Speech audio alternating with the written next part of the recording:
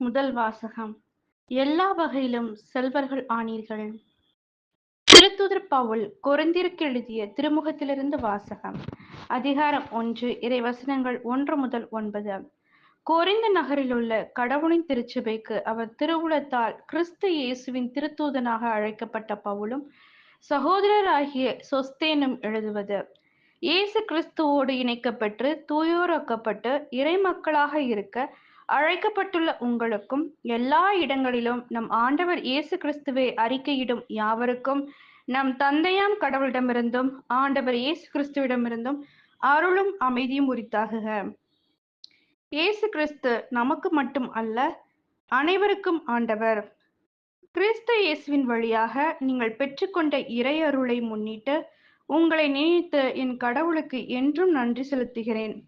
ஏனெனில் நீங்கள் கிறிஸ்துவுடன் இணைக்கப்பெற்று சொல் வன்மையும் நிறை அறிவும் பெற்று எல்லா வகையிலும் செல்வர்கள் ஆனீர்கள்.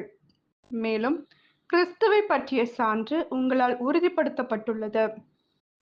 ஆண்டவராகிய இயேசு கிறிஸ்து வெளிப்படுவதற்காக காத்திருக்கும் உங்களுக்கு அருட்கொடை எதிலுமே குறையே இல்லை.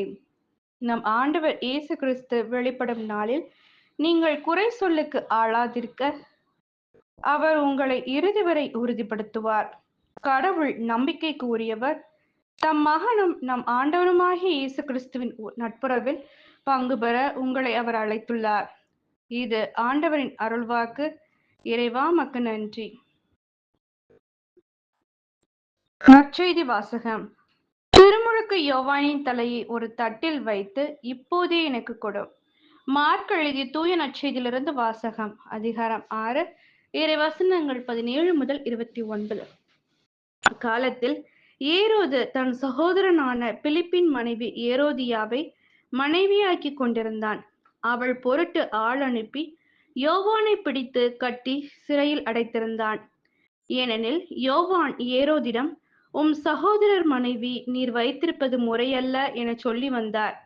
அப்போது ஏரோதியா அவர் மீது காழ்ப்புணர்வு கொண்டு அவரை கொலை செய்ய விரும்பினான். ஆனால் அவளால் இயலவில்லை. ஏனெனில் யோவான் நேர்மையும் தூய்மையும் உள்ளவர் என்பதை ஏரோது அறிந்து அஞ்சி அவருக்கு பாதுகாப்பு அளித்து வந்தான்.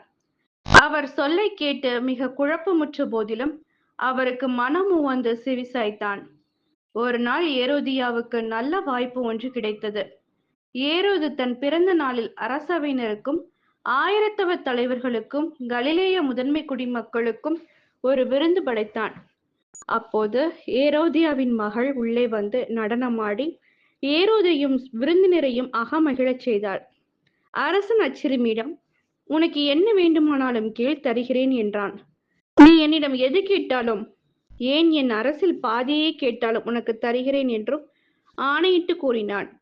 அவள் வெளியே சென்று நான் என்ன கேட்கலாம் என்று தன் தாயை வினாவினாள். அவள், திருமுழுக்கு யோவானின் தலையை கேள் என்றாள். உடனே சிறுமி அரசனிடம் விரைந்து வந்து திருமுழுக்கு யோவானின் தலையை ஒரு தட்டில் வைத்து இப்போதே எனக்கு கொடும் என்று கேட்டாள். இதை கேட்ட அரசன் மிக வருந்தினான். ஆனாலும் விருந்தினர் முன் தான் ஆணையிட்டதால் அவளுக்கு அதை மறுக்க விரும்பவில்லை. உடனே அரசன் ஒரு காவலனை அனுப்பி யோவானுடைய தலையை கொண்டு வருமாறு பணித்தான். அவன் சென்று சிறையில் அவருடைய தலையை வெட்டி அதை ஒரு தட்டில் கொண்டு வந்து அச்சிறுமியிடம் கொடுக்க அவளும் அதை தன் தாயிடம் கொடுத்தாள். இதை கேள்வியுற்ற யோவானுடைய சீடர்கள் வந்து அவருடைய உடலை எடுத்து சென்று ஒரு கல்லறையில் வைத்தார்கள். இது கிறிஸ்துவின் நற்செய்தி.